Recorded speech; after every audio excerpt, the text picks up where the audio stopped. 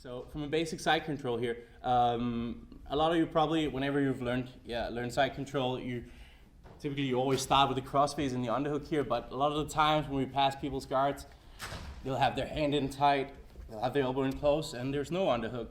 And if you only learned how to attack with the underhook, it can feel a little bit demoralizing to get to here, right? So we're gonna use a setup that works without an underhook. So what I'm gonna do from here is I'm gonna go north-south so I can start to get under this elbow. So I'm gonna take my right hand and put it close to Fleg's hip here on one side, and I'm gonna take my other hand over and I'm gonna put my hand under his elbow here. And guys, if you can't see, just move a little bit closer. Okay, so I'm gonna take my wrist under his elbow and I'm gonna just start to sprawl my hips and go north-south.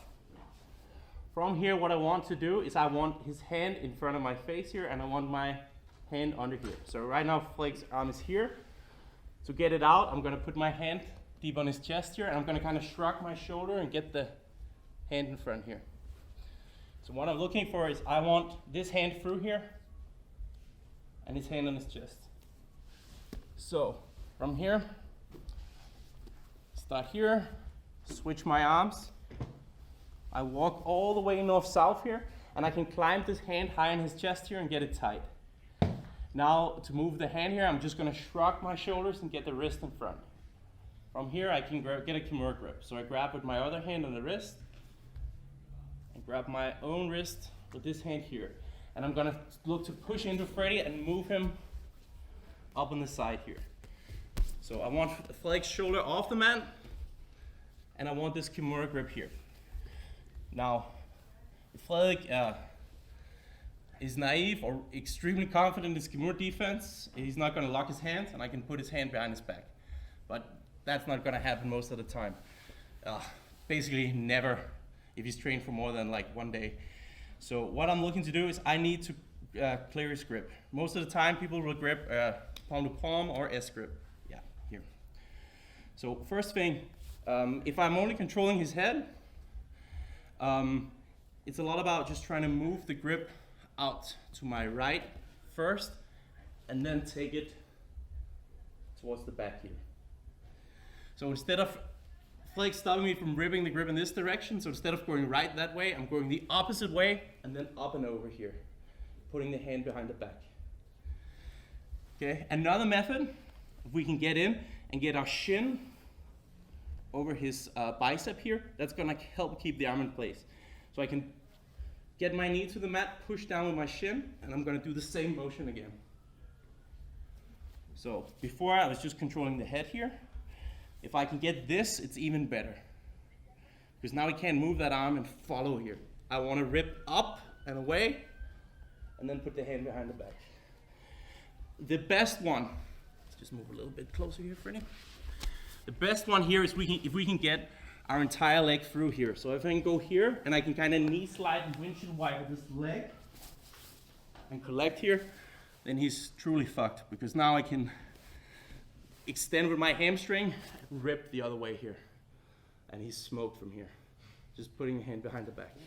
So here, there's a frame. Look, I need to move my hands. One goes to the near hip, the other one goes to the far elbow. I walk north-south here. The trick here, guys, is to climb your hand up the ribs and try to get your forearm under the elbow. From here, I can curl this in and lean my head towards the hips, and that's going to put a lot of pressure on poor Freddy's ribs here. I can shrug that hand in front. Get the Kimura grip. From here, turn him to the side and walk up. Yeah. When you walk him up, sometimes you can only catch the head. That's fine. From here, it's a lot more manual labor. Like I'm trying to pull the hand away and then rip it up and over. If I can get the shin to the bicep, that's even better. Because now this hand is can't follow. Up. So I'm away, up, over, behind the back. And the best one is if I can get this knee through, change my hips and kind of knee slice and get this leg through. Now I can extend and rip. Put the hand behind the back. Okay. When we break the grip and get the hand behind the back, we've done most of the work. Now what we need is we need to put a lot of power through the arm while keeping the rest of his body in place. Okay. If he can, the more he can move, the more he can take the power out of the submission. The submission comes from me holding him still and basically only moving his elbow and his shoulder.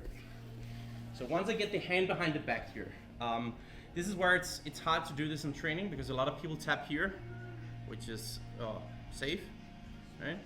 But here, ideally, I don't have that much leverage to finish Freddy.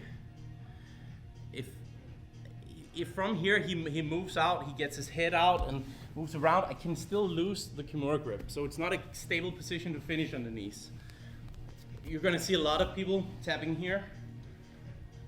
So this can feel like enough, but to really get it down, we wanna hold him in place. So once I have the hand behind the back, I'm gonna take my elbow out, put it on the mat, and I'm gonna turn my hips here. What I want to do is I wanna put my body weight on top of his chest to hold him in place here. So I'm stepping over the head and I'm putting my hips right on his sternum here. From here, when Freddy tries to move around, I have good base on him here. From here, the trick is not to push the hand. It's about pinning the hand, and then I'm using my elbow to pull on his elbow. If I just pull with the elbow, I can only move it so far, but if I move my head away, I can keep pulling. So I want to pin the hand. I'm pushing off my legs, I'm arching my back, and I'm pulling his elbow away to get the finish here. Sometimes you can go for a while here. If you feel like he's flexible, you can move this hand higher up. It's gonna be more nasty this way. Then I pull here. My legs, guys, are not controlling him really. I'm not controlling him through my legs. My legs are just out for base here. And I'm keeping my weight on his chest here.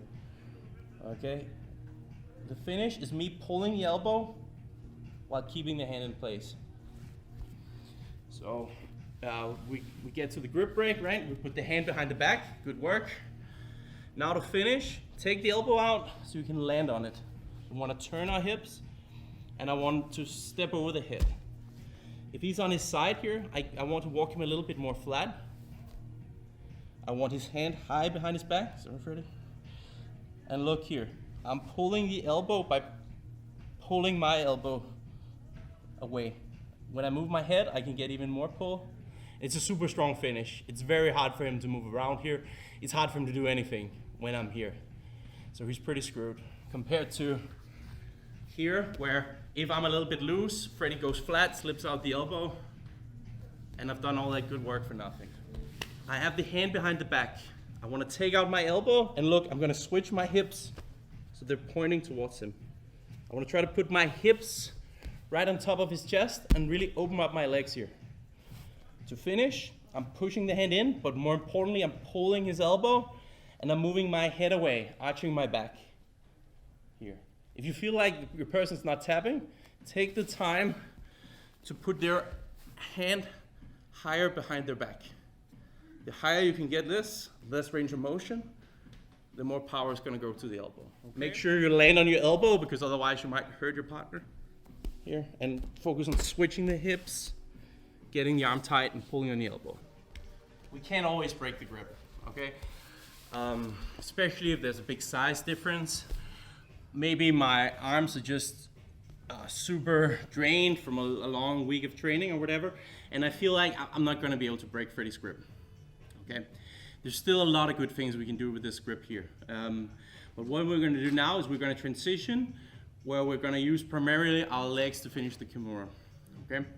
So what I'm gonna do from here is, I start with a standard Kimura grip, but to get some balance and to be able to lift my leg up here, I wanna just shoot my hand through here. So I have like a fake Kimura grip here, a long Kimura grip here. And then now I'm gonna turn, I'm gonna lean, and I'm gonna throw my leg over here. So I want my hamstring right to his wrist and forearm here. This hand here stays on my thigh. Okay, so we're gonna rotate this way. Here, so I shoot this through. Guys, I lean, I throw, And I want to make sure I'm here. If my wrist is shallow here, this can hurt your wrist, especially if you have a bad wrist to begin with. Now this hand is free to post on the mat. And what I'm going to do is I'm going to do a Kimura with my body weight here and my leg. So I'm going to post my hand on the mat. I'm going to lift my hips and start to bring my hips to basically my butt to his hips here. Now the hand is behind the back. From here, I just extend my leg and pull a little bit on the elbow. It's a super tight and very fancy looking Kimura here. So instead of using my arm here, I'm using my leg. And I'm bringing my body weight over. Let's just move back a little bit, Freddie. Here. So when you're here, guys, you already have the Kimura grip. Just shoot your hand deeper. Putting this hand on here will help you keep your balance, because you're gonna have to lean back and throw your leg over. Hand to the thigh, other hand plants, and now I'm gonna scoot my butt around the corner. I'm gonna try to bring my butt to his hip. Right now his hand is behind the back. So to put power in this, I just extend my right leg and pull a little bit with my left elbow. And there's so much power here.